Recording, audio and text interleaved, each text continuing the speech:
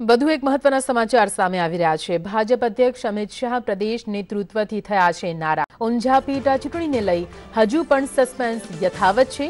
Operation આશા સાથે સંકળાયેલા નેતાઓનું લેવાયો છે ઉધડો। આપને જણાવી દઈએ, રાષ્ટ્રીય અધ્યક્ષને ગુજરાત મુલાકાત દરમિયાન અપાયો હતો ઠપકો।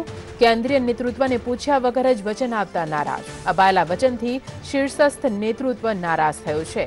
નારાયણ પટેલની નારાજગી ત્યારે પાર્ટીને કરાવી શકે છે નુકસાન। ઊંઝાના કારણે મહેસાણા લોકસભાના ઉમેદવારની પણ જાહેરાત નથી થઈ શકી। તો આપને જણાવી દઈએ, મહેસાણા પર હજુ પણ ભાજપ દ્વારા પોતાનો ઉમેદવાર જાહેર કરવામાં નથી આવ્યો। તેની વચ્ચે જે સમાચાર સામે આવી રહ્યા છે કે રાષ્ટ્રીય અધ્યક્ષ અમિત શાહ કે જે પ્રદેશ નેતૃત્વથી નારાજ થયા છે, તેમનું કહેવું છે કે પૂછ્યા વગર જે રીતે વચનો આપી દેવામાં આવ્યા છે ને તેના કારણે ઊંઝા પેટા ચૂંટણીને લઈને હજુ પણ સસ્પેન્સ યથાવત છે। આ ઓપરેશન આશા સાથે સંકળાયેલા જે નેતાઓ હતા તે નેતાઓનો પણ ઉધડો લેવાયો હતો।